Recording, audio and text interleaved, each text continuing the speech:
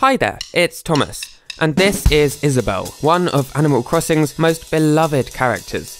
She got her start in 2012's New Leaf, and the story of her creation is probably not what you expected. Here's how Isabelle got added to Animal Crossing. Okay, here's the deal. Animal Crossing City Folk was a bit of a flop, at least financially. It sold only a fraction of what the previous game in the series sold, and reviews were mixed at best too. You see, essentially 99% of City Folk is a blended mishmash of the GameCube and Nintendo DS versions. Everyone agreed.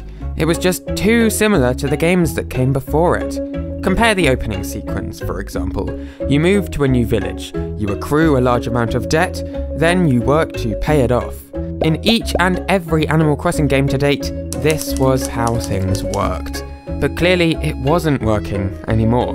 People seemed to be growing tired of this unchanging formula. Even Nintendo's president at the time, Satoru Iwata, described the sales as disappointing. The series needed a change. Enter Aya Kyogoku. She had been City Folk's sequence director, overseeing bits and bobs throughout the game. But now, Kyogoku was being promoted to the role of co-director, and under her lead, Animal Crossing would be transformed.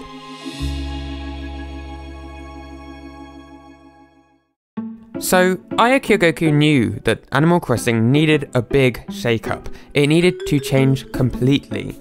She noticed that in previous games, the player only had one area in the whole game that they could customize: their house. Inside their house, players could change the floor, the wallpaper, the furniture, but outside their house, the player couldn't do any of that.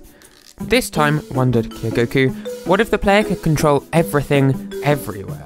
Where bridges were built, where fountains were put up, add benches to the landscape wherever they wanted. This, Kyogoku hoped, would give this new game a fresh feel, to hopefully attract new fans and bring back players who'd stopped playing.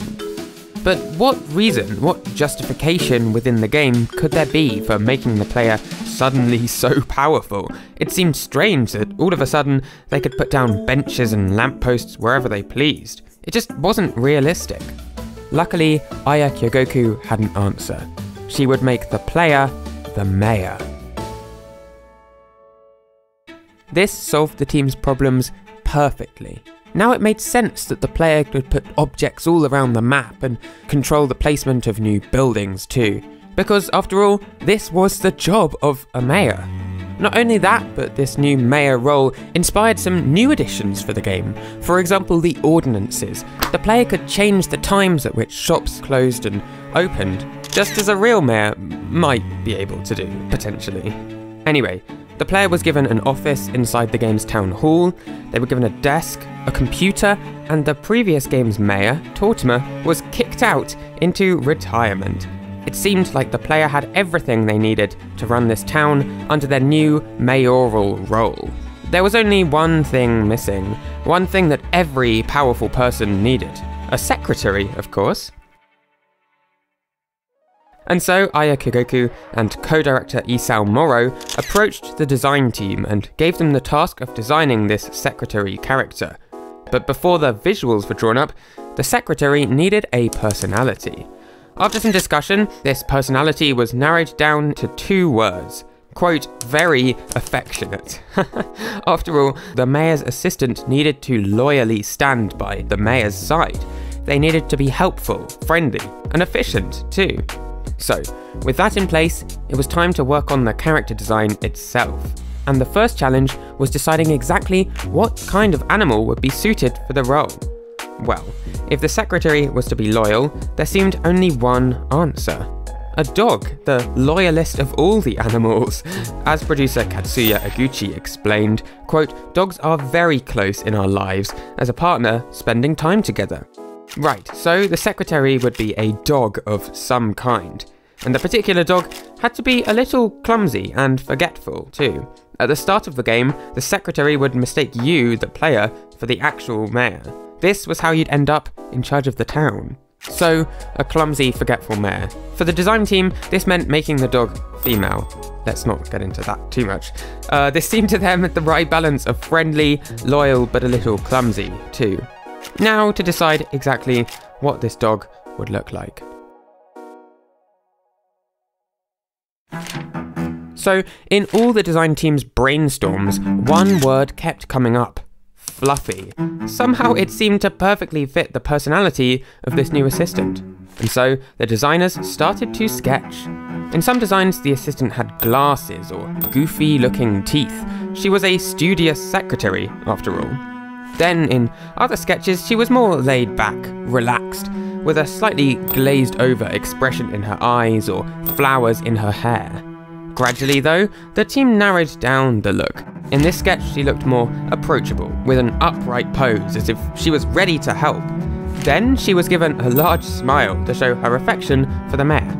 And finally, she was given a top knot to complete the look. Here she was, the new secretary. Now for the final touch, her name. At first, the team just called her Secretary, but over time, Aya Kyogoku came up with a sort of nickname for her. The character's breed of dog, you see, was called a Shih Tzu. Here's what a real Shih Tzu looks like, if you're curious. And Aya took that Shih Tzu name and shortened it down to simply Shizu, or Shizu-chan. But over time, that name became Shizue, the final name for the character, Shizue-chan, the assistant. Meanwhile, Nintendo's Treehouse localization division were coming up with a name of their own for the English-speaking audience, and they took a very different approach. This secretary's head looked suspiciously like a bag of bells from the game, they thought. And so, the character was named Isabelle, or Is-a-Bell. Clever. And, with the names decided on, Isabelle, as she was now called, was introduced to audiences across the world. To Nintendo's delight, people loved her. Over time, little snippets of her personality were snuck into the games. In Happy Home Designer, we're told that she studied engineering at 19 different universities. Wow. And on Nintendo's website, it's revealed that she has a crush on KK Slider, which, to be fair, who doesn't? Which brings us to today, where Isabelle is one of, if not the most recognisable characters from the entire Animal Crossing series, more famous than Blathers, or even Tom Nook. And her entire character was born of necessity. All of this can be traced back to that day that Aya Kyogoku made the player the mayor. Thanks for that, Aya. Hey, thanks for watching. I hope you enjoyed the video. Is Isabelle your favourite Animal Crossing character, or do you prefer someone else? Let me know in the comments. I'm personally a big Tom Nook fan. And I'll see you next week. See ya!